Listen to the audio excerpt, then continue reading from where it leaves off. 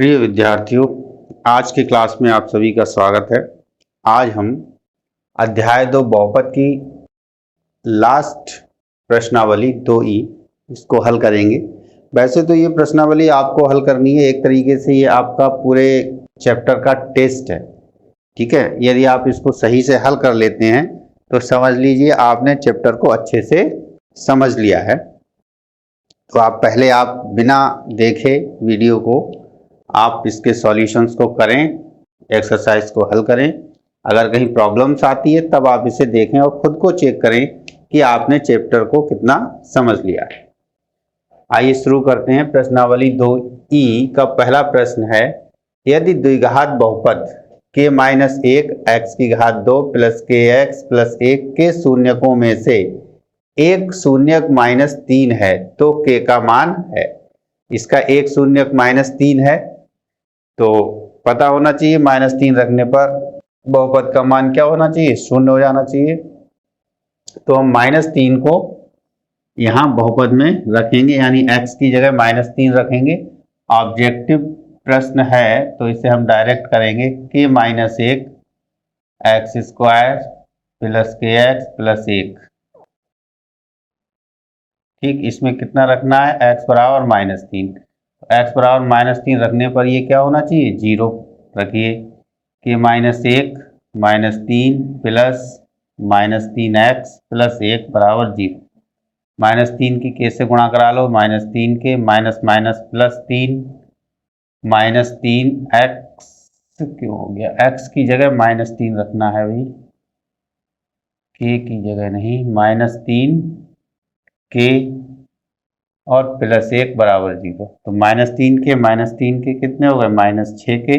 3 और 1 कितने हो गए, 4। तो -6 के बराबर -4, माइनस से माइनस कट गया। के बराबर 4/6, 2 3 6, 2 दूनी 4, 2/3। तो के का मान कितना आ गया, 2/3 आ गया। यानी कि हमारा कौन सा ऑप्शन सही है इसमें, तीसरा वाला ऑप्शन ये सही है, 2/3। दूसरे के लिए देखें। दूसरे प्रश्न में कह रहे हैं शून्यक -3 और 4 वाला द्विघात बहुपद है।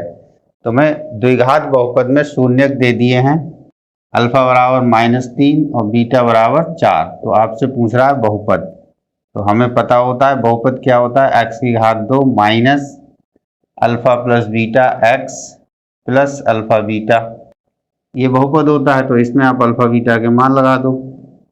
-3 और प्लस 4 कितना हो गया, 1। तो अल्फा प्लस बीटा की जगह 1 आ जाएगा। अल्फा इंटू बीटा कितना हो गया, -12। तो इसकी जगह आ जाएगा -12। तो x की घात 2 माइनस एक्स माइनस 12, x की घात 2 माइनस एक्स माइनस 12 नहीं है, x की घात 2 माइनस एक्स माइनस 12 नहीं है। तो क्या होगा, इसको हम चेक करते हैं। ठीक है, इसको हम चेक करते हैं। तीसरा जो ऑप्शन है उसे चेक करना पड़ेगा थोड़ा। तीसरा ऑप्शन आपको दिया है x की घात 2/2 माइनस x/2 -6। तो इसमें जो बटे में 2 है इसे थोड़ा सरल कर देते हैं, 2 से गुणा कर देते हैं बहुपद को। तो ये हो जाएगा x की घात 2 माइनस एक्स और -12।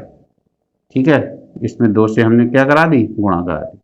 तो ये आ गया। अब देखो x की घात 2 माइनस एक्स माइनस 12 और x की घात 2 माइनस एक्स माइनस 12, यानी कि कौन सा ऑप्शन सही है, आपका तीसरा वाला ये ऑप्शन सही है। तीसरे क्वेश्चन में देखें, यदि द्विघात बहुपद के शून्यक 2 और -3 हैं तो a और b को क्या होंगे। तो यहाँ x बराबर 2 रखने पर क्या हो जाएगा, 0 हो जाएगा। और या फिर आप अल्फा बीटा वाले जो संबंध हैं, गुणांकों में संबंध और शून्यकों में संबंध, उससे हल कर लें। देखें तीसरा क्वेश्चन क्या कह रहा है, ये कह रहे हैं x² plus a plus 1x plus b, और आपको शून्यक दे दिए 2 और बीटा दे दिया -3। तो a और b के मान बताने हैं। तो देखिए अल्फा प्लस बीटा क्या होता है हमारे पास -b/a। तो 2 और -3 को जोड़ोगे -1। b क्या होता है x का गुणांक, तो ये आ गया a + b, a+1। और a क्या होता है x² का गुणांक, तो इसके नीचे 1। यहाँ देखिए माइनस, इधर ही माइनस, माइनस से माइनस कैंसिल। a + 1 बराबर 1, a + 1 बराबर 1। तो a बराबर 1 - 1 यानी 0।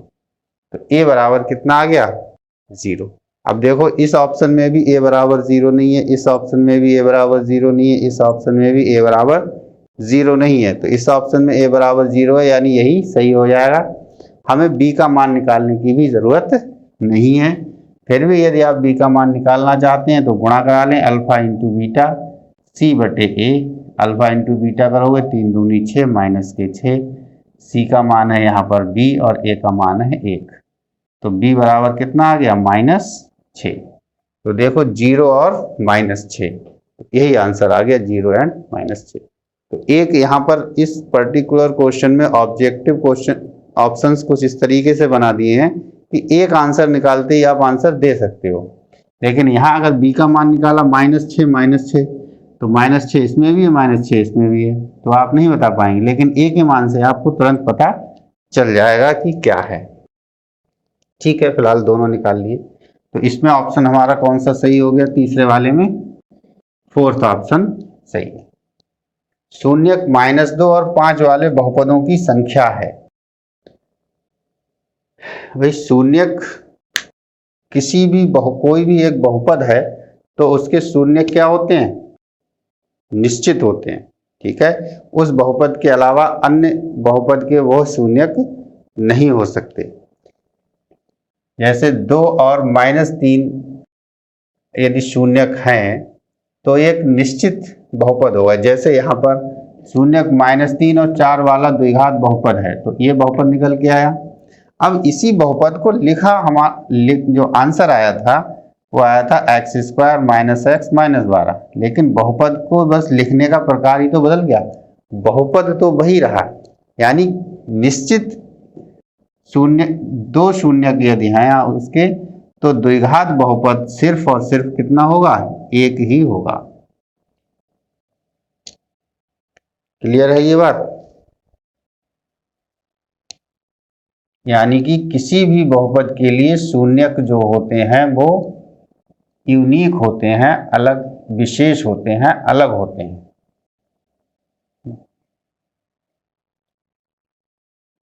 क्लियर। क्वेश्चन नंबर 5, त्रिघात बहुपद दिया हुआ है का एक शून्यक 0 दिया है, तो अन्य दोनों शून्यकों का गुणनफल क्या होगा वो पूछ रहा है।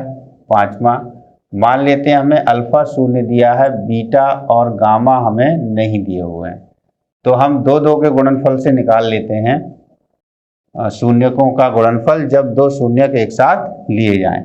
तो alpha beta plus beta gamma plus gamma alpha, ये क्या होता है अल्फा बीटा गामा, ये होता है -b/a, तो ये होता है c/a।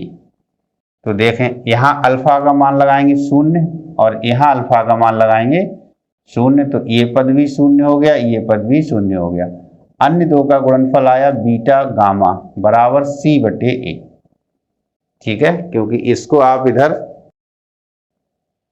0 को ले जाएंगे पक्षांतर करके, कोई फर्क नहीं पड़ना है। तो बीटा गामा का गुणनफल कितना आ गया, c/a। 0 मत लगा देना कभी भी, केवल नहीं अल्फा बीटा गामा, इस वाले से लगाओ अल्फा बीटा गामा बराबर d/a। तो अल्फा 0 हो गया, इसका मतलब सब 0 हो गया, यानी दोनों का गुणनफल 0 यहाँ नहीं है।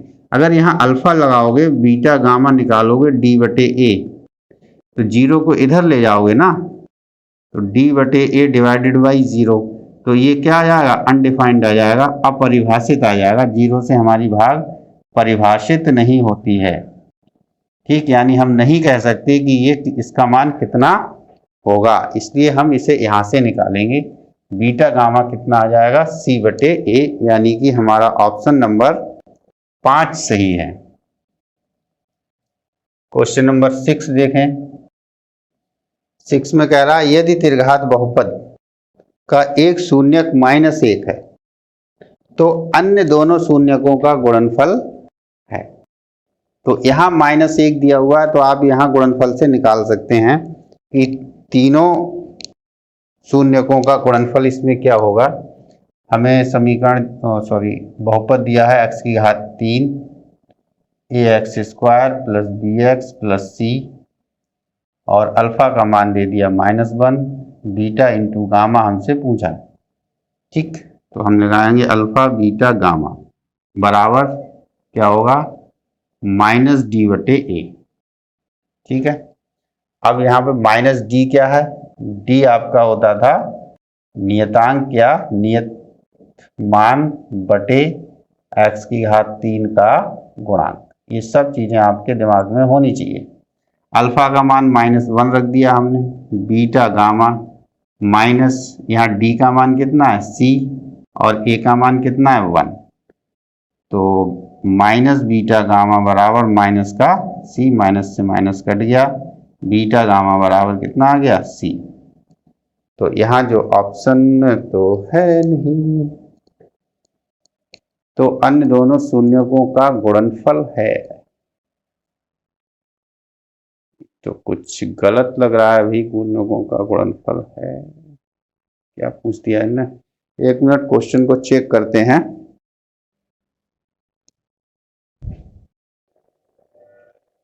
क्वेश्चन सही है, क्वेश्चन में कोई मिस्टेक नहीं है, बस इन्होंने सी के पदों में आंसर को नहीं मांगा है। किसके पदों में मांगा है, ए और बी के पदों में आंसर को मांगा है। तो हम आंसर इसका वैसे बीटा गामा बराबर सी सही है यदि ऑप्शन होता, लेकिन ये ऑप्शन हमें नहीं दिया हुआ है। तो हम इसको देखिए कैसे निकालेंगे, हम इससे निकालेंगे alpha beta, beta gamma, gamma alpha बराबर माइनस नहीं c/a, प्लस का c/a होता है। तो c/a का मतलब x का गुणांक बटे x की घात 3 का गुणांक। ठीक, तो अल्फा की जगह -1 रखेंगे तो ये माइनस बीटा बन जाएगा, बीटा गामा ऐसा ही रहेगा, अल्फा की जगह -1 रखेंगे तो माइनस गामा बन जाएगा, और x का गुणांक यानी c, x की गुणांक की जगह क्या है b, और x की घात 3 का गुणांक क्या है 1। ठीक, तो अब देखिए माइनस बीटा और minus gamma plus beta gamma बराबर b आ गया, तो माइनस कॉमन ले लो तो ये हो गया बीटा प्लस गामा। अब बीटा प्लस गामा का मान हमें लगाना है, जो कि हम योगफल वाली संबंध से लगाएंगे। इसे 1 मान लेते हैं, alpha plus beta plus gamma बराबर -b/a। b/a का मतलब x की घात 2 का गुणांक बटे x की घात 3 का गुणांक। ये इसलिए लिखना पड़ रहा है क्योंकि ये b और a और ये सब समान दे रखे हैं, आपको कंफ्यूजन ना हो। अल्फा की जगह -1 लगा दिया, बीटा प्लस गामा बराबर माइनस x की घात 2 का गुणांक a और x की घात 3 का गुणांक 1, तो -a आ गया, यानी बीटा प्लस गामा आप निकालोगे तो -a + 1 आ जाए। सही है। अब समीकरण 1 में अगर माइनस बीटा प्लस गामा को इधर लाओगे, माइनस बीटा प्लस गामा को इधर लाओगे तो b plus beta plus gamma हो जाएगा, b plus beta plus gamma, और बीटा प्लस गामा की वैल्यू लगा लेंगे हम यहाँ, तो ये हो जाएगा b - a + 1। ठीक, तो अन्य दो शून्यकों का गुणनफल b - a + 1 आ गया, b - a + 1, और ये ऑप्शन आपका ऑप्शन नंबर फर्स्ट आपका सही है। तो इस तरीके से आपने इस प्रश्नावली 2E के 6 क्वेश्चनों को हल कर लिया है।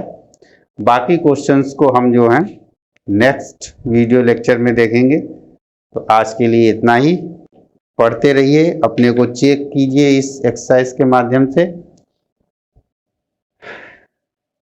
ठीक है, पढ़ते रहिए, खुश रहिए, धन्यवाद।